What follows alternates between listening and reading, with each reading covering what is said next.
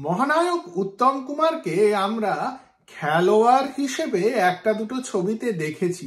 সে শুরুর দিকে সপ্তপদী হোক বা পরের দিকে ধন্যী মেয়ে হোক বা সন্ন্যাসী রাজাতে লাঠি খেলাধুলার দিকে মহানায়ক উত্তম কুমারের নাকি খুব ঝোঁক ছিল। আজকের আড্ডা মহানায়কের খেলাধুলা নিয়ে।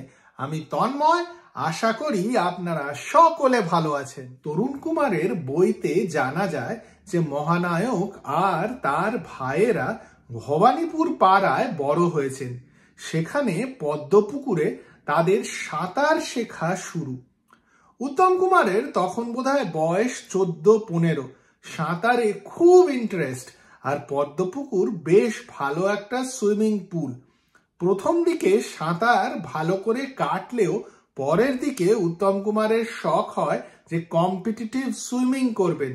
তাই জন্য পদ্মপুকুরের কম্পিটিশনগুলোতে যোগ দিতে থাকেন। প্রথমে সেকেন্ড থার্ড হলেও পরে রোগ চেপে যায় যে ফার্স্ট হয়েই ছাড়বেন।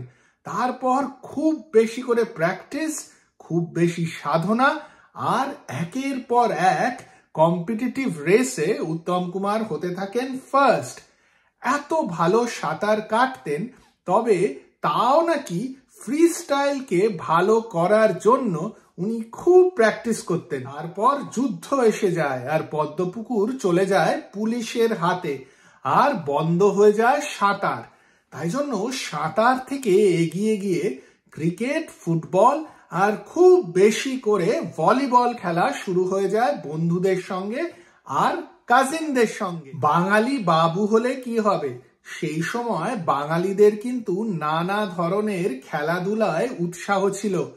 ক্রিকেট, ফুটবল, ভলিবল, সাঁতার তো ছিলই, উত্তম কুমার বন্ধুদের সঙ্গে লাঠি খেলাও শিখতেন। আর শিখতে শখ হয় কুস্তির। ইন্দিরা সিনেমার পিছনে ছিল ননীদার আখড়া। সেইখানে উত্তম কুমার যেতেন কুস্তি শিখতে।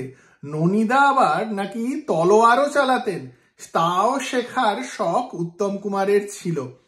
কুস্তি শেখা দেখতে যাওয়া কিন্তু খুব মজার ব্যাপারই হতো। আমরা তো আর মহানায়ককে সিনেমায় খুব একটা অ্যাকশন করতে দেখিনি, তবে তরুণ কুমারের বই পড়লে মনে হয় মহানায়কের এই ধরনের খেলাধুলায় বেশ উৎসাহ ছিল।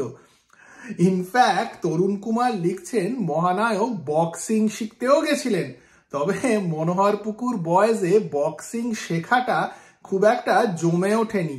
নাকে মুখে ঘুষি খাওয়ার পর উনি বক্সিং ছেড়ে দেন, তবে শরীর চর্চা কিন্তু ছাড়েননি। লুনার ব্যায়ামাগার বলে একটি জিমের প্রতিষ্ঠা করেন নিজের কাজিন আর বন্ধুদের সঙ্গে। সেই জিমেই কিন্তু সবাই এক্সারসাইজ করতেন। উত্তম কুমারের শেষের দিকের সিনেমাতে কিন্তু তার চেহারা দেখলে একেবারেই মনে হয় না উত্তম কুমার নিজের ফিটনেসের দিকে খুব জোর দিতেন। তবে শুরুর দিকের সিনেমাতে দেখলে বোঝাই যায় যে উত্তম কুমার খুবই ডিসিপ্লিন ছিলেন নিজের শরীরের ব্যাপারে। যদিও মহানায়ক খুব একটা অ্যাকশন ছবিতে কাজ করেননি, তবে ফিট আর ডিসিপ্লিনড না হলে মহানায়ক হয়তো মহানায়ক হতে পারতেন না। আপনারা উত্তম কুমারকে কোন কোন সিনেমাতে খেলোয়াড় হিসেবে দেখেছেন আমাকে জানান, আর কমেন্ট বক্সে অনেক অনেক কমেন্ট করুন। আর যদি এই ভিডিও ভালো লাগে তাহলে লাইক আর শেয়ার করতে একদম ভুলবেন না, আর চ্যানেলটিকেও সাবস্ক্রাইব করুন।